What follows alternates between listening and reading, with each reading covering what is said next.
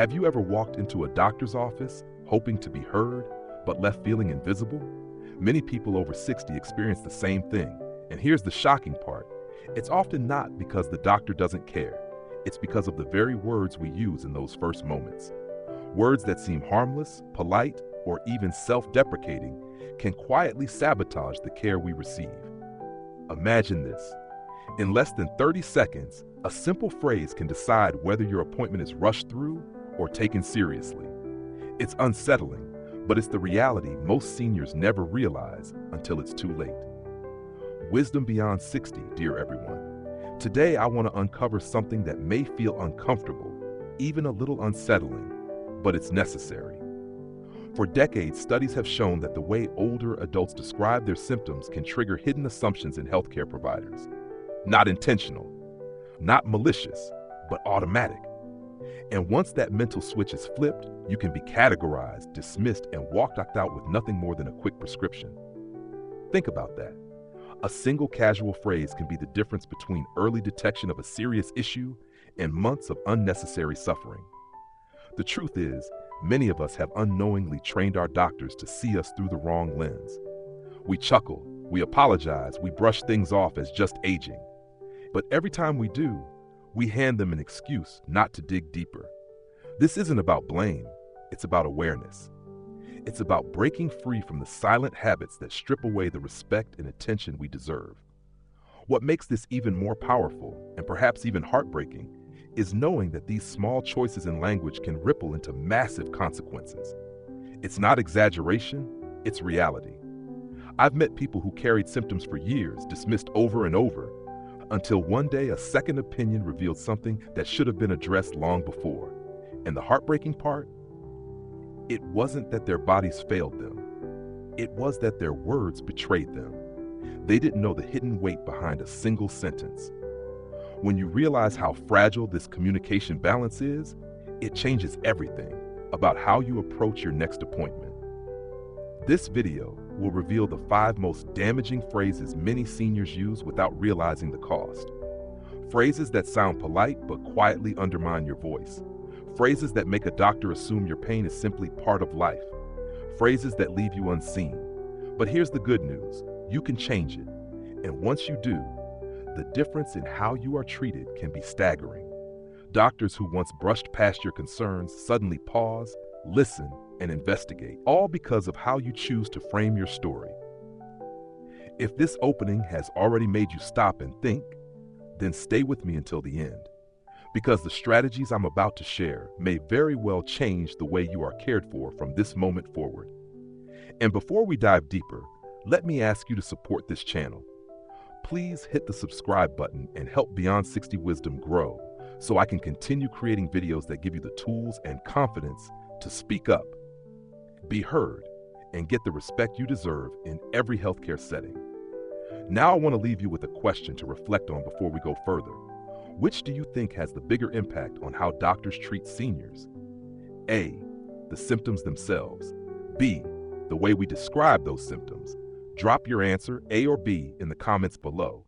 Your response might surprise you, and it may inspire someone else to see their next doctor's visit in a brand new light.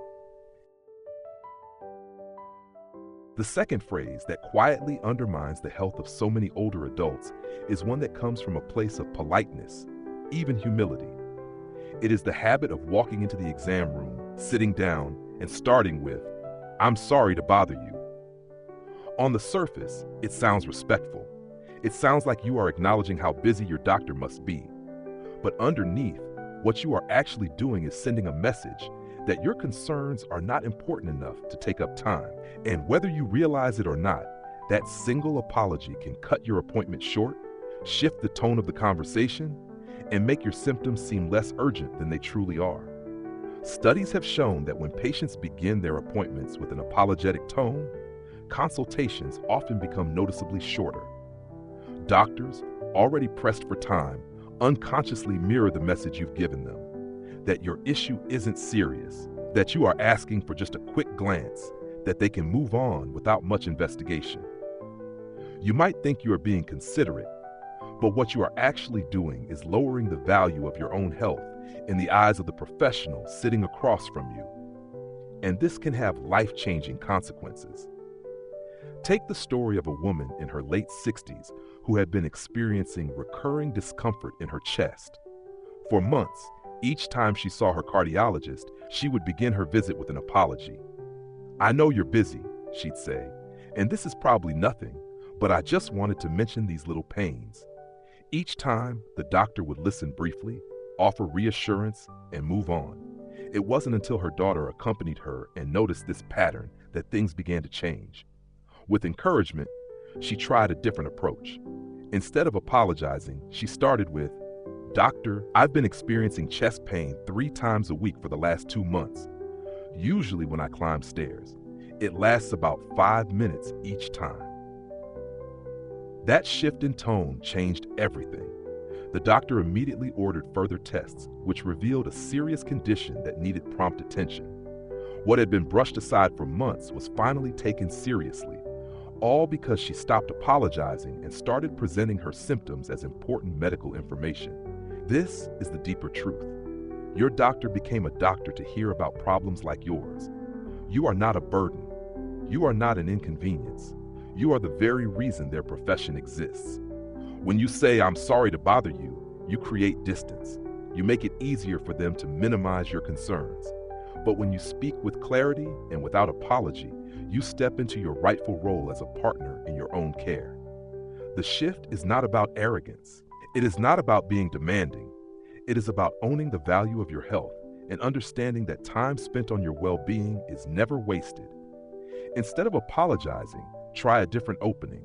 "Doctor, I have important health information to share with you." Or, "I've been tracking these symptoms and I'd like your expertise." Those words immediately frame you as prepared, thoughtful, and engaged. They tell the doctor that you are serious and that what you are about to share matters. When you stop apologizing for being in that room, you begin to command the attention you deserve. You stop being a passive figure, hoping for scraps of time, and instead become a voice that cannot be ignored. Your presence there is not a favor granted by your doctor. It is a service you are entitled to, one you have earned by choosing to seek care. So the next time you catch yourself about to say, "I'm sorry to bother you," pause, replace it with confidence. Remember that the language you choose sets the stage for everything that follows. Your health deserves more than an apology. It deserves your full voice, spoken clearly, without hesitation. And when you claim that space, you may find that your doctor begins to see you differently. Not as a burden to be hurried through, but as a partner worth listening to, worth respecting, and worth serving with the full measure of their expertise.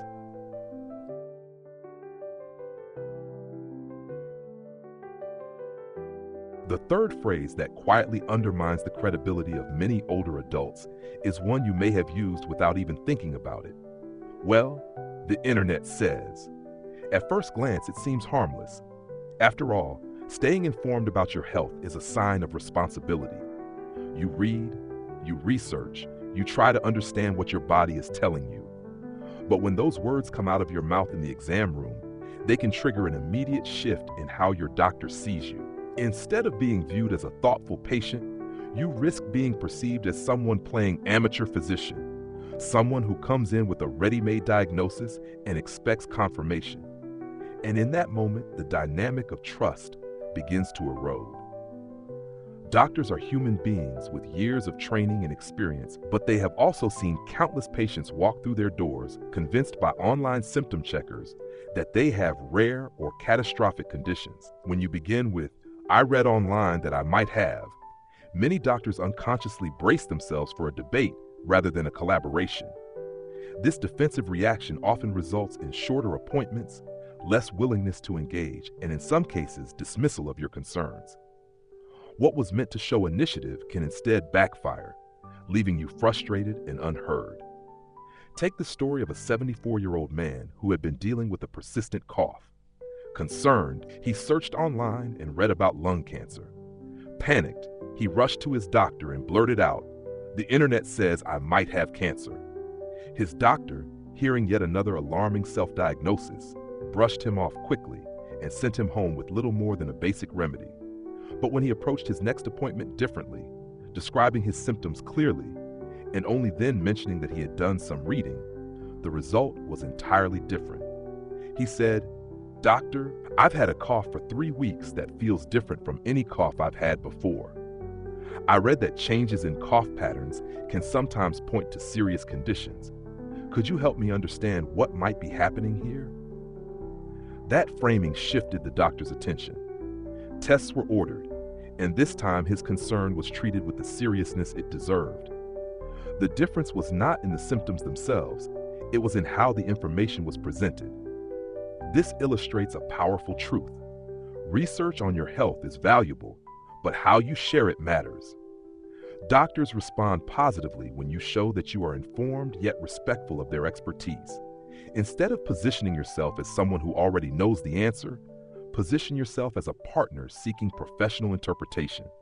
For example, you might say, "I've noticed this new symptom, and I've read that it could have several possible explanations.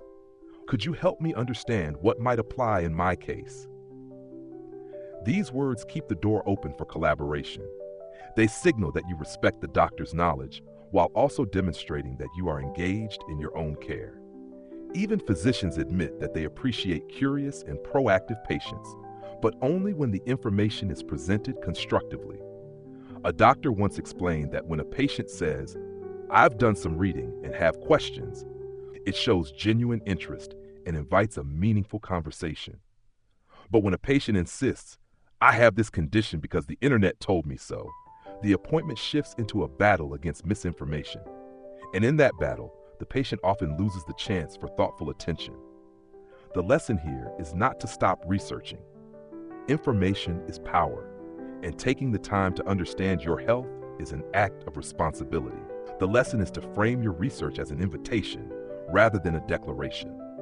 When you position your doctor as a partner in interpreting what you've learned, you gain their trust and cooperation. When you position yourself as someone who already knows, you risk shutting down the very dialogue that could help you most. So remember this, your words are not just a reflection of what you know, they are the key to how your doctor responds. Use them wisely. Share your curiosity with humility. Invite guidance rather than demand validation. Because in the delicate space of a medical appointment, the difference between being heard and being dismissed often begins with how you choose to open the conversation. Another phrase that quietly damages the quality of care seniors receive sounds simple, but it carries hidden consequences. It is when someone says, "I can't remember exactly when this started," or "It's been going on for a while, but I'm not sure how long." These vague timelines may feel harmless, but in the eyes of a doctor, they can immediately raise questions about memory, focus, and reliability. Instead of guiding the physician toward an accurate diagnosis, they create uncertainty. And when uncertainty enters the room, doctors often turn toward cognitive testing or assumptions about decline rather than addressing the actual symptom you came in to discuss. Consider the case of a woman in her early 70s who went to her doctor because of overwhelming fatigue. When asked when it began, she replied, "I don't really know. It's just been happening for a while now." The doctor noted possible memory impairment in her chart and ordered expensive cognitive tests. But the root cause of her fatigue wasn't memory-related at all. Later, with the help of her son, she reviewed her calendar and realized that her symptoms had begun about 12 weeks earlier, shortly after starting a new prescription. Armed with this clear timeline at her next appointment, the doctor immediately recognized the likely connection between the medication and her fatigue. Once her treatment was adjusted, her energy returned within weeks. The difference was not the condition itself, it was the precision of her words. Doctors rely on timelines the way detectives rely on clues. When you can say, "My back pain started 3 months ago, right after I lifted heavy boxes," or "The headaches began 2 weeks after I switched to new glasses," you give them a starting point. But when you say, "It's been going on for a while," you leave them searching in the dark. And in that darkness, assumptions creep in. Too often, those assumptions lead to misdiagnosis, unnecessary testing, or overlooked conditions that could have been addressed sooner. The good news is that preparing a clear timeline is simpler than it seems. You don't need perfect memory. A pocket notebook, a calendar on your phone, or even small notes on your fridge can become invaluable tools. Write down when a symptom first appeared, how often it shows up, and what seems to trigger or ease it. Even basic details, started after my granddaughter's wedding in early October, or became worse right after my last doctor visit in January, are powerful. They demonstrate sharpness, responsibility, and engagement. They remind your doctor that you are paying close attention to your body and that you are a reliable source of your own history. Healthcare professionals often say that a clear, specific history is half the diagnosis. Yet too many seniors walk into appointments without preparation, relying on vague recollections. That single habit can make the difference between a quick dismissal and a meaningful plan of action. By showing up with specifics, you change the way your doctor sees you. Instead of questioning your memory, they can focus on the real problem at hand. Instead of wasting time chasing possibilities, they can target the most likely cause. This shift is about more than efficiency. It is about dignity. When you provide a clear and organized account of your health, you show that your mind is engaged, your perspective is valuable, and your concerns matter. You move from being a passive patient to being an active historian of your own body. And in doing so, you help ensure that your doctor's expertise is used where it counts most, on solving the problem you came to address. So before your next appointment, take a few moments to prepare. Ask yourself, when did this begin? What changed in my life at that time? How has it evolved since then? Walk in with even a handful of specific notes, and you may find that the entire conversation shifts. Precision doesn't just help your doctor diagnose you, it helps you reclaim control of your story. And in healthcare, that story is the foundation of everything that follows.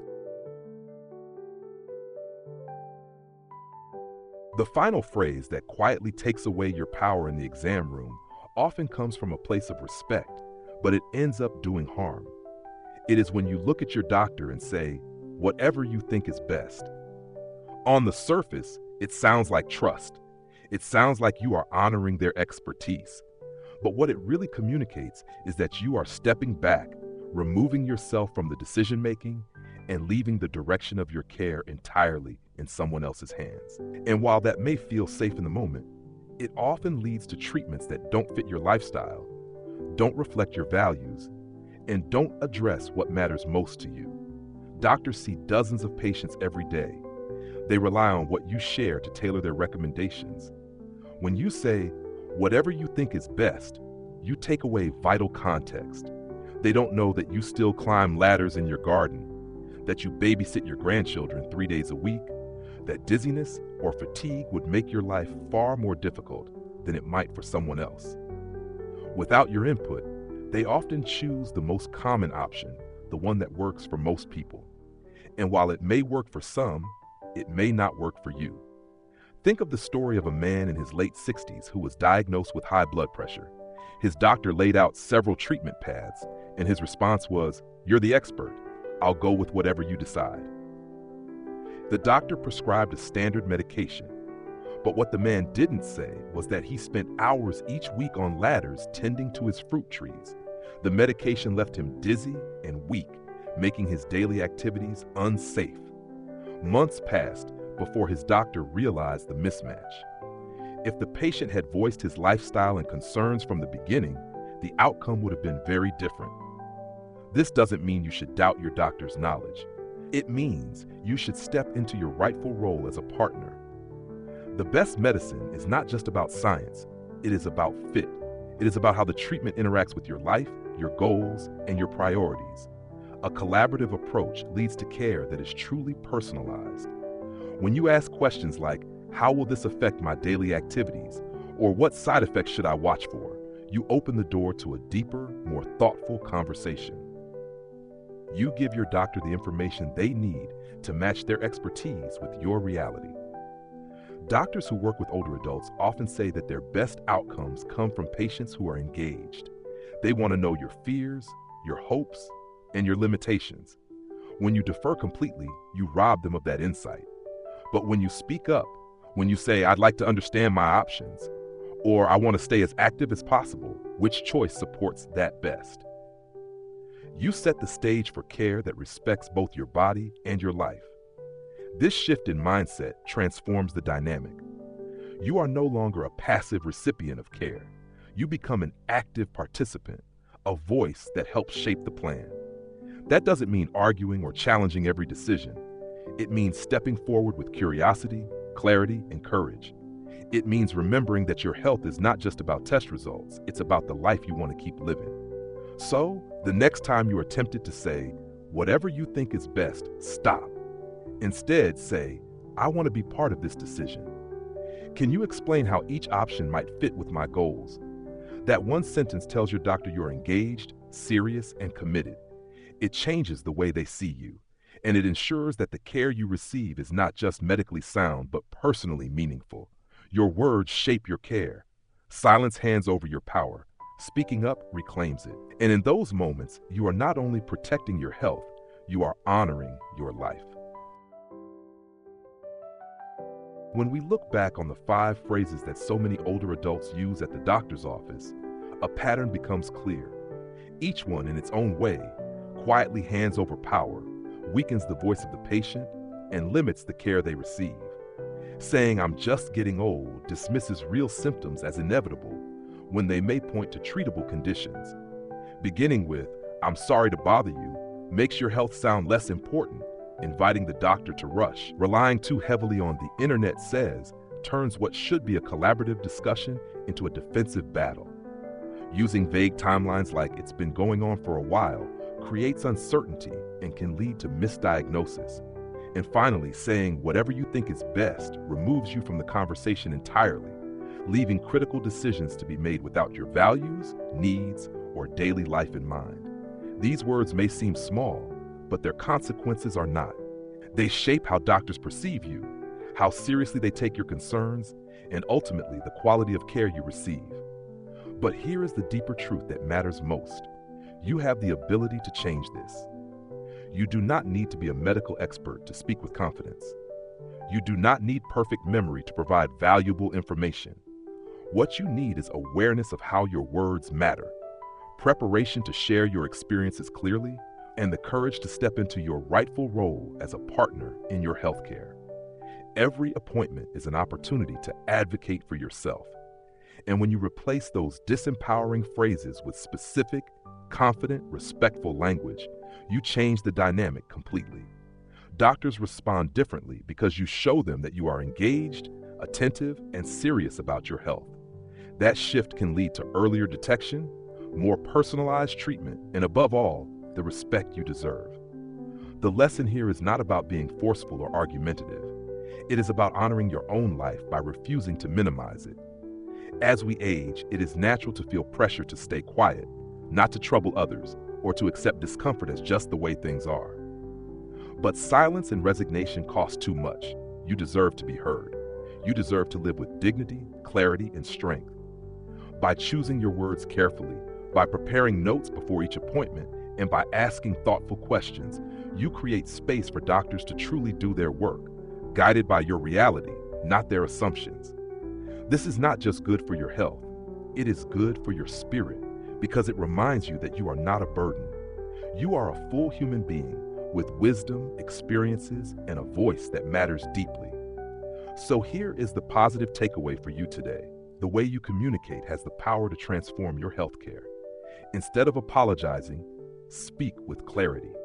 Instead of vague timelines, bring specific details. Instead of stepping back, step forward as a partner. Small changes in language can protect your health, preserve your independence, and make every doctor's visit a step toward a better quality of life. And the best part is, you can start this change right now. At your very next appointment, you can practice these shifts and immediately feel the difference in how you are treated. Now, let me ask you a simple question to reflect on. When you visit your doctor, do you usually A, try to keep your concerns short so you don't take up much time? Or B, explain your symptoms in detail, even if it takes a little longer? Please share your answer, A or B, in the comments below so others can learn from your perspective. And if you found this video meaningful, if it gave you something to think about, we ask for your support. Please subscribe to Beyond 60 Wisdom so you never miss more helpful conversations like this. Leave a comment with your thoughts and experiences, because your voice may inspire someone else who is watching. Share this video with your friends, neighbors, or family members who could benefit from it. Every comment, every subscription, every share gives us the energy to keep creating content that supports you. From all of us at Beyond 60 Wisdom, thank you for being here. We are honored to walk this journey with you, and we promise to continue bringing you videos that matter to your life and to your health.